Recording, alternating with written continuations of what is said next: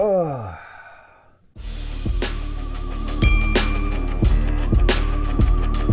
So I just wanted to show you guys a little something that I got in the mail from AMD not too long ago. Check this out. So they sent me this big wooden box. It says AMD Ryzen on it. All right, here we go. So your Ryzen is here. Ooh. So I got a R7 1700. So I don't know if you guys remember, well, some of you will, but about a month ago, I did a build with an FX 8370. And what I said was when Ryzen came out, I would revisit that build and benchmark both systems and then kind of compare them, just to give you guys that are still on that FX platform a little bit of an idea of what you're looking at performance-wise when you upgrade. Looks like we get a motherboard as well. So this is the Crosshair 6 Hero. Okay, so here we go. So this is the Crosshair 6 Hero board. So not bad. It's got a neutral color scheme there, all black and gray. Looks like a pretty solid board, so we're gonna use this. I've also got some other stuff that I'm gonna be putting in here as well. So let me just do a rundown of all of the parts that we're gonna be using here. So for the CPU, I've got the AMD Ryzen 7 1700. So this is an 8-core CPU, 16 threads, 3 GHz base clock. Should be a nice workhorse for this build. For the CPU cooler, we've got the Be Quiet Dark Rock Pro 3. Be Quiet sent me their AM4 bracket for this cooler that I already had. So we're gonna go ahead and throw that in here as well. For the motherboard, as you guys saw, we're using the Asus Crosshair 6 Hero. This uses the X370 chipset, so it gets you things like SLI support. We get an M.2 slot on board, a ton of USB ports, Intel Gigabit Ethernet. There's onboard RGB lighting as well as RGB headers if you're into that kind of stuff. So yeah, pretty nice high-end board. Also going to be using 16 gigabytes of HyperX Fury RAM running at 2666 megahertz. Now I know that supposedly RAM speed makes a big difference when it comes to Ryzen, so we'll see if I can overclock it a little bit, but I think initially I'm just going to run it at 2666 megahertz. And for storage, we're keeping it pretty simple, just going with this Toshiba OCZ Tryon 150. This is a 480 gigabyte SSD. It's got all my games and benchmarking applications on it, so that's going to get carried over to this build here. Then for the graphics card, I'm using the Asus Strix GTX 1070. So this happens to be a factory overclocked card. Got a nice backplate on it, some RGB lighting. Again, if you're into that stuff, should fit nicely into this build and allow us to do some 1440p gaming if we want to go that route. Now for the power supply, I'm going with the Be Quiet Dark Power Pro 11. So this is a 650 watt power supply, 80 plus platinum certified. It's semi-modular, all black cables. Now for the case, we're going with the Be Quiet Dark Base Pro 900. So this is a full tower case. It's got a tempered glass side panel. It's got a pretty modular design, so you can change things around like the motherboard layout and height. And yeah, that's pretty much all the parts. I think we got a legit build on our hands. So let's get started.